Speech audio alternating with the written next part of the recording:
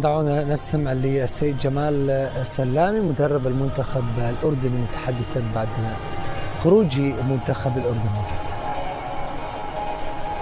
كابتن جمال، تهانينا على إدارة هذه القناة، لم يكن أمر سهل بطبيعة الحال. حدثني فقط عن بداية ما خطط له، ما نفذ بالفعل، وكيف انقلبت الأمور في اللحظات الأخيرة.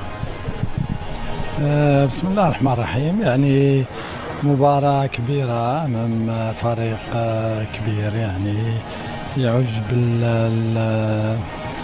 باللاعبين المميزين، لأنه زي المباراة السابقة يعني الطريقة اللي لعبنا بها سكرنا عليهم، يعني عارفين بأن تلعبوا على الأطراف كتير وخاصة في الهاف سبيس، ثم عندهم لاعب مازا لاعب مميز، أظن أنه هو اللاعب الوحيد اللي خلق لنا مشاكل، ولكن في أوقات كثيرة ما وصلوش كرات، وبالتالي كنا مميزين من ناحية الحفاظ على النتيجة ومن ناحية الدفاع.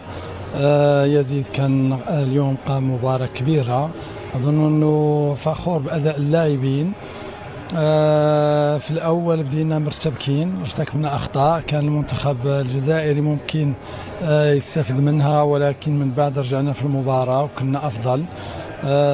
سجلنا هدف الشوط الأول، كان ممكن أننا نسجله هدف ثاني مع بداية الشوط الثاني، ولكن قلة تجربة. يعني مباريات زي هادو لا، يعني لازم تكون عندك تجربة، يكون عندك لاعبين أصحاب خبرة يعرفوا كيفاش يهدوا الوقت، ولكن يعني فخور بأداء اللاعبين بالمستوى اللي قدموه كمباراة ثانية.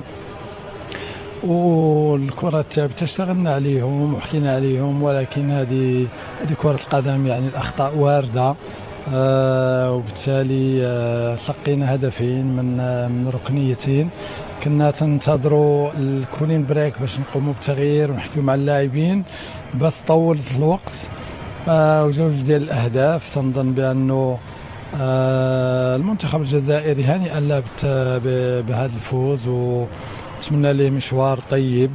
الآن احنا يعني غصة الهزيمة كبيرة، لأنه المباراتين كنا نستحقوا أفضل، ولكن يعني جينا نتعلم، وهذه فرصة للتعلم.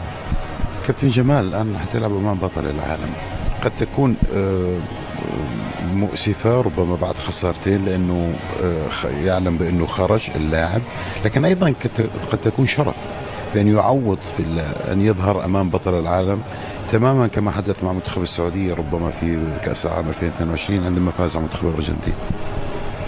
يعني أنا كما حكيت قبل المباراة تاع اليوم، المباراة الأولى كنا يعني كان في ارتباك، وكان في يعني ضغط على لاعبين، لأن كانت أول تجربة. اليوم كانوا أفضل بشكل كبير، رغم أنهم يواجهوا خصم يعني مميز، وبالتالي يعني هذه المباراة تكسبهم ثقة أكثر في المباراة المقبلة ضد المنتخب الأرجنتيني. بطبيعة الحال غنواجهوا بطل العالم، هداف هذه النسخة لحد الآن ميسي. شفنا كيف ميسي يعني في المباراتين السابقتين كان مميز. علينا أننا نرتاحوا من هذه المباراة، ثم أننا نجهزوا المباراة الأخيرة شرفية بالنسبة لنا. يعني قدمنا جوج ديال المباريات رائعة، والتجربة هي اللي خانتنا. سعيد ما قدمه اللاعبون، فخور ما قدمه اللاعبون، سعيد بما قدمت للأردن، ونتمنى إن شاء الله أن المباراة الأخيرة تكون ختام يليق بالمشاركة الأولى للأردن إن شاء الله. ماذا قلت للاعبين عندما جمعتهم في نهاية المباراة في الملعب؟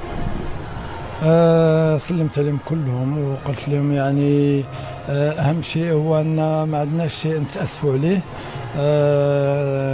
فخور بهم وهنيتهم على الأداء اللي قدموا، أداء رجولي. يعني لما تشوف يعني المنتخب الجزائري سعيد بتحقيقه الفوز أمامنا من ركنيتين، فهذا يعني يبعث على الفخر. يعني لما تشوف لاعبين زي كما حكينا على محرز ولا لاعبين مميزين بطبيعة الحال يعني كرة القدم ما بقاوش فيها فوارق كثيرة. احنا حاولنا أننا نقلصوا من هذه الفوارق قدر الإمكان، ولكن يعني في الأخير ابتسمت لهم الكرة والحظ.